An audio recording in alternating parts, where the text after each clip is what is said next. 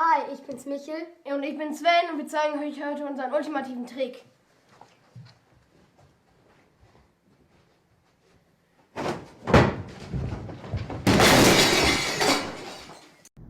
I hope everyone's doing good and ready to learn a little bit about how our government, rules, and laws work in this country.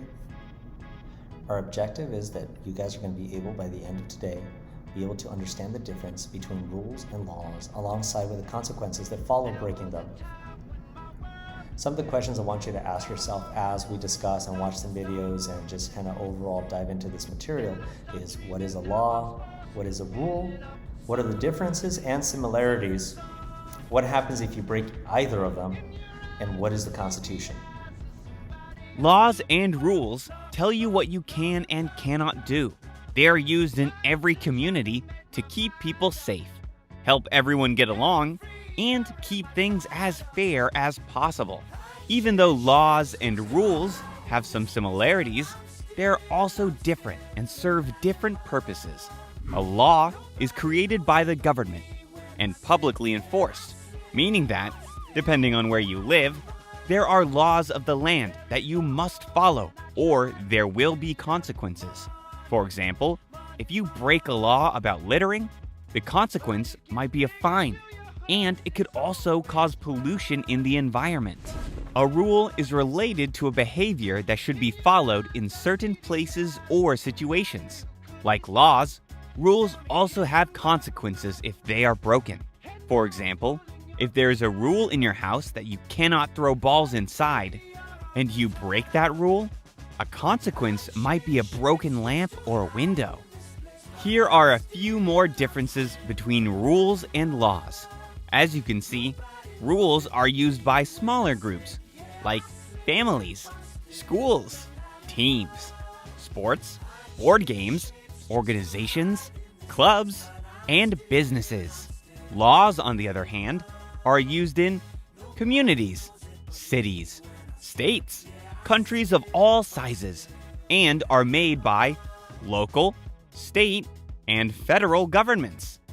Rules are enforced by the groups who use them, people like parents, teachers, principals, coaches, and bosses. Laws are enforced by people who work for the government, like police officers and judges. Individuals or groups of people usually make rules for different places and situations, like parents in a family or teachers in a classroom. Laws, on the other hand, must be voted on by people elected for government office or by people who vote. One of the main differences between rules and laws is the difference in consequences or effects from breaking them. Breaking a rule is typically not as serious as breaking a law. You may have to sit out of a sports game or be grounded from an electronic device. Or maybe if you are at school, you would have to go to detention or miss recess. On the other hand, when laws are broken, the consequences are usually more severe.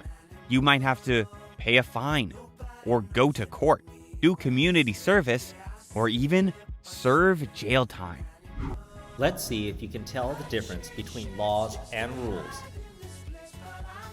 After each sentence, think in your mind whether you think it is a law or a rule. Get ready? Let's go over some. In 3, 2, 1. No running in the hall. Rule. You have to be at least 18 years old to vote. Law. Everyone riding in a car needs to wear a seatbelt. Law. 3 strikes and you are out. Rule. No stealing.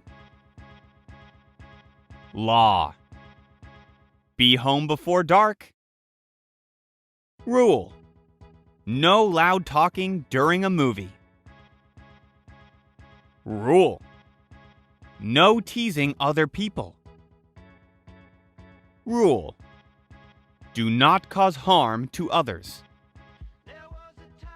Law. Now, remember there may be times that you decide to not follow the rules or a rule. Everyone makes mistakes and you do not have to be perfect. However, it is important to try your best to follow the rules and laws at home, at school, and in your community. And if you break them, be prepared to accept the consequences, be strong and brave, and apologize and say sorry. It's that simple. Now, let's switch gears a little bit. In the past, we have talked about the government, checks and balances, the 3 branches, and all that jazz. But let's go ahead and review just a little bit.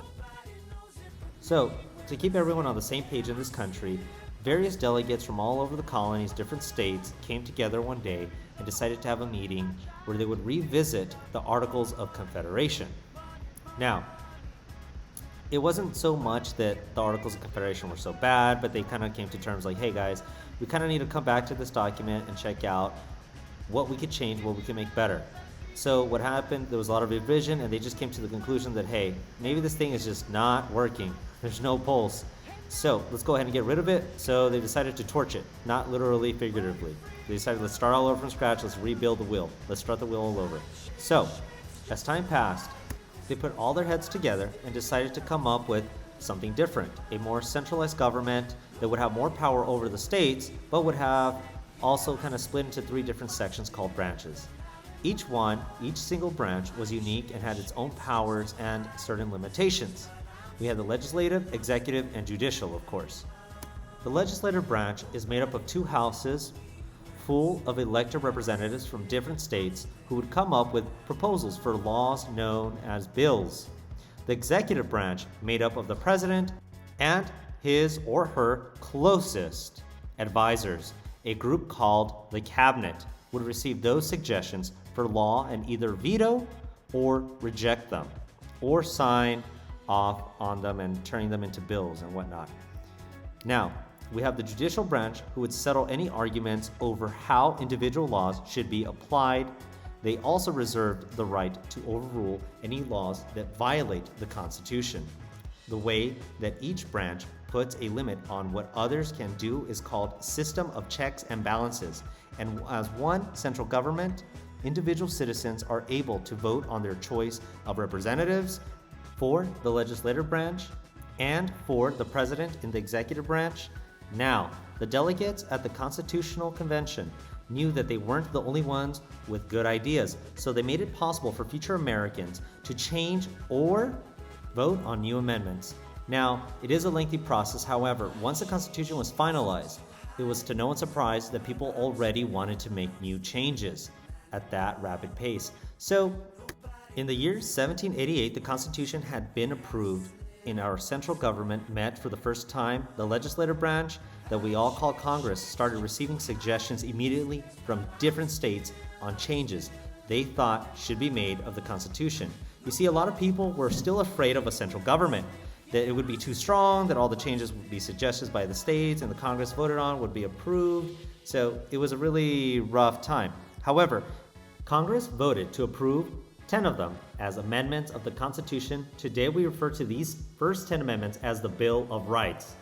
They are a shield protecting you from mistreatment by the government, among other things. They guarantee you, the individual, to say what you want to say within reason, believe what you want to believe, protect yourself in court, and even own a firearm to protect yourself, your property, and the ones you love. Moving forward, now I'm feeling very comfortable. We have compared both rules and the similarities they share with laws, as well as the differences and what makes a rule and a law. We've also talked a little bit about some of the consequences of breaking rules. We've discussed, just briefly, just as a quick review, the Constitution, how it came to be, a little bit about the government, not too far into debt. That's not today's main focus. Now, I want us to kind of pivot into a different direction. Let's start discussing the consequences of when you break a law. These are not the fun ones. All right, before we start talking about any consequences for breaking the law, it's first important to identify the different categories of crimes, right? You got to let the punishment fit the crime. Now, not all crimes are as severe as one another. There's a big difference between stealing a car to stealing a stick of gum, right? There's a big difference from running away from the police to spray painting on a wall. I think we would all agree, right? Not everything would have the same consequence. So we're going to start with the least harsh of all categories, which is an infraction. Infractions usually have to deal with vehicles or the street. They can be other things, but for the most part, it has to do with driving. So whether you be driving too slow, you're driving too fast, that can get you a citation or a ticket. Not wearing a seatbelt, running a red light or a stop sign, all these things can give you an infraction, right? That's an infraction, that's the category of crime. We're gonna bump it up a little bit. We got the misdemeanors, right? There's something else called a gross misdemeanor, but essentially it's all a misdemeanor. We got petty theft, aka shoplifting, right? Taking something you didn't pay for.